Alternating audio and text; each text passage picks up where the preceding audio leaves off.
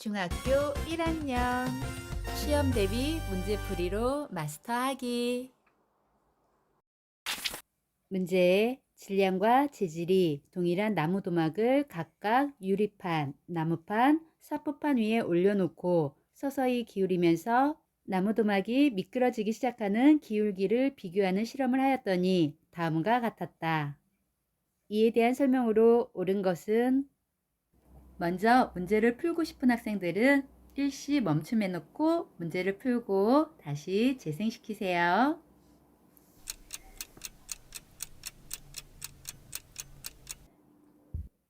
그럼 문제를 풀어볼까요?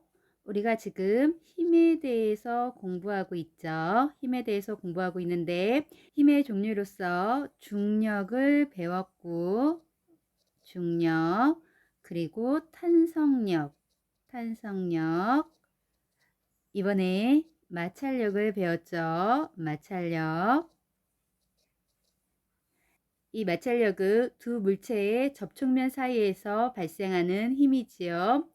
마찰력의 특성으로 1번 마찰력은 무게에 비례합니다. 무게에 비례하고, 두 번째 접촉면의 넓이하고는 접촉면의 넓이하고는 상관이 없다라고 했습니다. 접촉면의 넓이하고는 무관하게 똑같은 마찰력, 똑같은 힘이 발생합니다. 세 번째, 접촉면의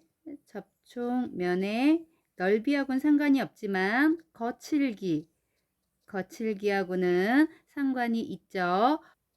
거칠수록 마찰력이 커집니다. 그래서 같은 물체를 옮길 때, 즉 유리판하고 모래사장 같은 데서 같은 물체를 움직이더라도, 즉 모래사장에서 마찰력이 더 커서 힘이 더 든다는 것을 알 수 있습니다. 그럼 문제를 봐볼까요? 미끄러지기 시작하는 기울기를 비교하는 실험이네요.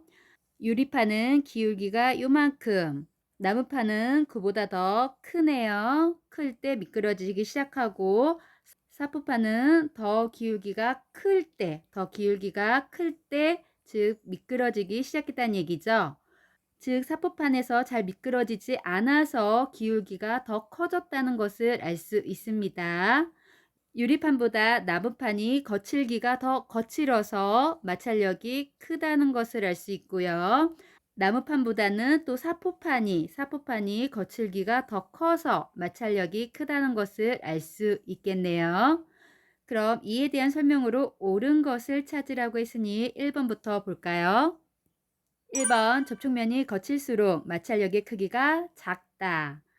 접촉면의 거칠기와 마찰력의 관계를 보여주기 위한 실험이긴 한데, 크기가 크기가 커진다는 것을 알 수 있습니다. 그래서 1번은 틀렸습니다. 2번, 무게와 마찰력의 관계를 알 수 있는 실험이다. 무게와 마찰력의 관계가 아니라 질량과 재질이 질량이 동일하다는 얘기는 무게도 지금은 같다는 얘기죠. 그래서 무게와 마찰력의 관계가 아니라 거칠기와 마찰력의 관계를 알 수 있는 실험이죠. 그래서 무게가 아니라 거칠기와의 관계를 알 수 있는 실험이기 때문에 2번도 틀렸습니다. 3번, 나무도막에 작용하는 마찰력의 크기는 다가 가장 크다. 위에 부등호로 나타냈죠. 마찰력의 크기는 거칠기가 큰 사포판이 가장 크기 때문에 마찰력의 크기는 다가 가장 크다. 3번의 문장은 맞네요. 4번, 나무도막이 미끄러지기 전에는 마찰력이 작용하지 않는다. 나무도막이 미끄러지기 전에는 마찰력이 작용하지 않는다가 아니라 그 전에도 마찰력은, 즉 운동 방향과 반대 방향으로 계속 작용을 하는데, 마찰력이 지금 크기 때문에 움직이지 않는 것을 알 수 있습니다. 그래서 4번도 틀렸습니다.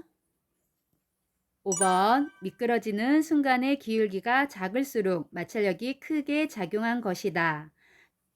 그림에서 보면 미끄러진 순간의 기울기가 작은 것은 유리판이죠. 유리판이 가장 작다는 것을 알 수 있는데 작을수록 마찰력이 크게 작용하는 것이 아니라 크게가 아니라 작게 작용한 것이겠죠. 그래서 5번도 틀렸습니다. 이렇게 해서 정답은 3번입니다.